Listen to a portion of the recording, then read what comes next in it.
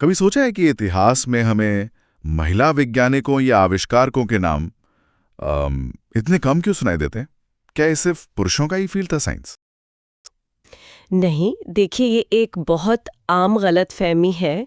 सिर्फ इसलिए कि हमें ज़्यादातर डिस्कवरीज पर पुरुषों के नाम दिखते हैं, इसका मतलब ये बिल्कुल नहीं कि सिर्फ वही उनके पीछे थे। अच्छा। हाँ, एक छिपी हुई सच्चाई है, एक पैटर्न है जिसे मटिल्डा इफेक्ट कहते हैं। मटिल्डा इफेक्ट, ये तो दिलचस्प लग रहा है। तो आज के इस विश्लेषण में हम इसी फिनोमेनन को थोड़ा गहराई से समझेंगे, मतलब सोर्सेस के आधार पर कि ये क्या है, क्यों होता है और इसके क्या मायने हैं। क्या चीज़ है ये मटिल्डा इफेक्ट? बेसिकली ये एक, आप कह सकती हैं, प्रवृत्ति है, एक टेंडेंसी है जहां महिलाओं के वैज्ञानिक योगदान को सिस्टमैटिकली अनदेखा किया जाता है। सिस्टमैटिकली? हाँ, और उसका क्रेडिट अक्सर उनके पुरुष सहकर्मियों मतलब मेल कलीग्स को मिल जाता है। और इसका नाम 19वीं सदी के एक विचारक और मताधिकारवादी थीं, मटिल्डा जोसलिन गेज, उनके नाम पर है। ओह, वो पहली थीं जिन्होंने इस पैटर्न को पहचाना और बाकायदा डॉक्यूमेंट किया था। मतलब ये सिर्फ ऐसा नहीं कि गलती से नाम भूल गए? नहीं, बिल्कुल नहीं। गेज ने देखा कि बार बार ऐसा हो रहा था, महिलाएं कुछ खोज रही हैं, कुछ बना रही हैं, लेकिन पहचान या तो उनके पति को या किसी पुरुष सहकर्मी को या किसी और पुरुष को मिल रही है। फिर बहुत बाद में 1993 में एक विज्ञान इतिहासकार है मार्गरेट रॉसेटर, उन्होंने इस पैटर्न को औपचारिक रूप से मटिल्डा इफेक्ट नाम दिया, गेज के काम को सम्मान देते हुए। तो ये तो एक तरह की बौद्धिक चोरी हुई जी, इसकी कुछ उदाहरण हैं क्या? मतलब असलियत में ऐसा हुआ हो? अरे कई उदाहरण हैं। शायद सबसे प्रसिद्ध रोज़लिंड फ्रैंकलिन है। वो एक ब्रिटिश रसायनिज्ञ थी और डीएनए डबल हेलिक्स संरचना की खोज में उनका बहुत महत्वपूर्ण योगदान था। डीएनए, हाँ, वो वाटसन और क्रेग वाली कहानी। बिल्कुल। फ्रैंकलिन की जो एक्स रे विवर्तन छवियां थीं, मतलब डीएनए के स्ट्रक्चर को देखने का एक तरीका, वो वाटसन और क्रिक के लिए की एविडेंस थी, निर्णायक सबूत। हाँ, सुना है मैंने। उनको तो नोबेल प्राइज मिला था ना, वाटसन और क्रिक को? हाँ, 1962 में मिला। लेकिन फ्रैंकलिन, जिनकी वो मशहूर फोटो 51 इतनी अहम थी, उनको कोई क्रेडिट नहीं दिया गया। ओह, उनकी मृत्यु भी पहले हो गई थी नोबेल मिलने से, और कहा जाता है कि उनकी वो तस्वीर वाटसन को उनकी अनुमति के बिना दिखाई गई थी। बाप रे। मतलब आधुनिक जीव विज्ञान की नींव में उनका इतना बड़ा काम, पर नाम कहीं पीछे रह गया। और कोई उदाहरण? हाँ, लीस माइटनर का नाम आता है। वो ऑस्ट्रियाई भौतिक विज्ञानी थी।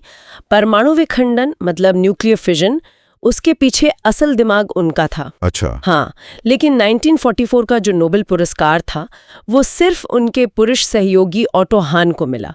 और मजे की बात यह है कि माइटनर उस वक्त नाजी जर्मनी से भागकर निर्वासन में थीं और वहीं से वो शोध का मार्गदर्शन कर रही थीं। कमाल है, निर्वासन से भी।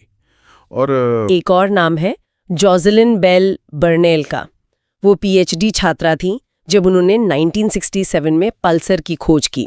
ये एस्ट्रोफिजिक्स के लिए बहुत बड़ी खोज थी। हाँ, पल्सर तो बहुत फंडामेंटल चीज है। बिल्कुल। फिर भी 1974 का जो नोबेल प्राइज मिला, वो उनके पुरुष सुपरवाइजर और एक अन्य सहयोगी को मिला, उन्हें नहीं। वही पैटर्न फिर से, प्रतिभाशाली महिलाएं, जबरदस्त खोजें और क्रेडिट कहीं और चला गया। पर ऐसा होता क्यों था? क्या थीं जड़ें इसकी? कारण क्या थे? देखिए, इसके पीछे ना सांस्कृतिक और सामाजिक मान्यताओं का और सिस्टमिक बाधाओं का एक काफी कॉम्प्लेक्स मिक्स है। मतलब कई चीजें एक साथ काम कर रही थीं। जैसे पुराने समय में महिलाओं को अक्सर वो भावनात्मक या घरेलू भूमिकाओं तक ही सीमित रखा जाता था। ये माना जाता था कि वो तर्कसंगत वैज्ञानिक काम के लिए शायद फिट नहीं है।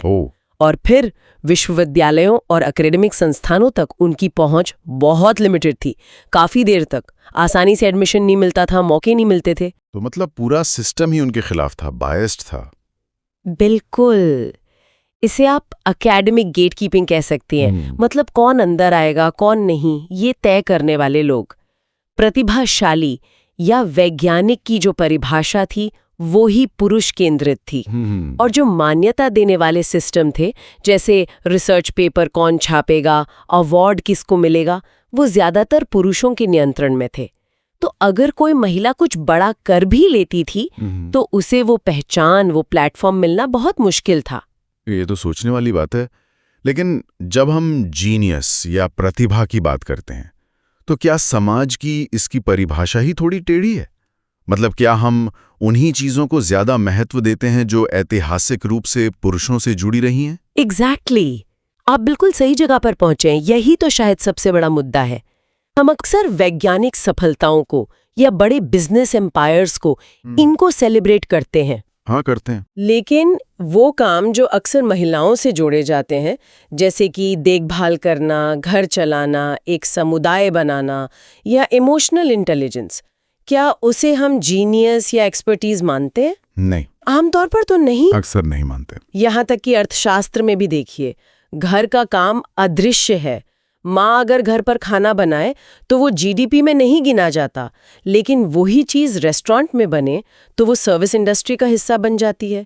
काम वही है, पर एक की कोई गिनती नहीं। ये कनेक्शन तो हाँ काफी आंखें खोलने वाला है। तो क्या ये मटिल्डा इफेक्ट आज भी है, मतलब 2025 में भी? ये सब अब इतिहास की बातें हैं। अफसोस की बात है, लेकिन हाँ, ये आज भी मौजूद है।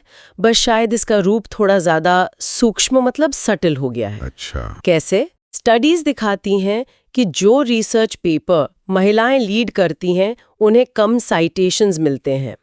फंडिंग मिलने में आज भी असमानता है। टेट और साइंस जैसे फील्ड्स में लीडरशिप रोल्स में महिलाएं अभी भी कम हैं। तो वो जो पूर्वाग्रह है, जो बायस है, वो अब भी मौजूद है, भले ही लोग अनजाने में कर रहे हों। इतनी प्रगति के बाद भी।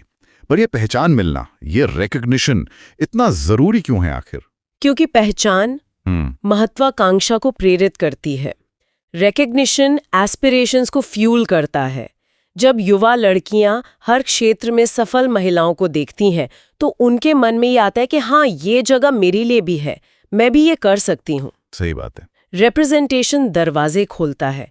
वो जो एक अवचेतन में बनी हुई बाधा होती है ना कि ये मेरी जगह नहीं है, उसको तोड़ता है। तो फिर आगे का रास्ता क्या है? इससे कैसे निपटा जाए? इसे काउंटर कैसे करें? मेरे ख्याल से 3 अहम कदम हो सकते हैं। पहला, जो अदृश्य है उसे देखें। मतलब जब भी आप इतिहास पढ़ें या कोई रिसर्च देखें तो सक्रिय रूप से पूछें कि इसके पीछे और कौन था, किस महिला का योगदान शायद छूट गया है। सक्रिय रूप से खोजना। हाँ। दूसरा, नैरेटिव बदलें। स्कूलों में, मीडिया में हर क्षेत्र की महिलाओं के काम को सेलिब्रेट करें, उसे सामने लाएं।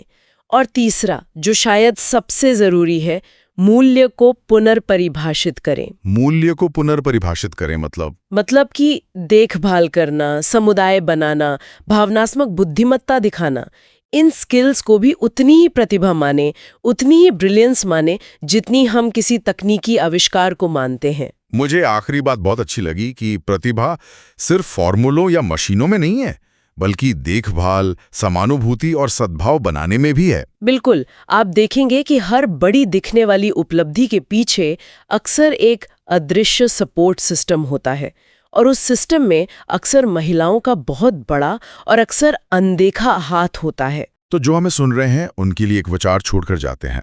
अगली बार जब आप किसी महान आविष्कार या विचार के बारे में सुने या पढ़ें तो एक पल रुककर सोचिएगा, इसे संभव किसने बनाया? अक्सर प्रतिभा के मूक साथी होते हैं। हाँ, और प्रतिभा की उन पुरानी संकीर्ण परिभाषाओं को चुनौती दें। अपने जीवन में, अपने आसपास उन छिपी हुई मटिल्डाओं को पहचानने की कोशिश करें, उनके नाम लें और उनके काम का जश्न मनाएं। हमें कम भूली हुई कहानियों की नहीं, बल्कि ज्यादा पूरी सच्चाइयों की जरूरत है। बिल्कुल सही कहा। अगली बार तक जिज्ञासु रहें, निष्पक्ष रहें और गहरे सवाल पूछना कभी बंद न करें।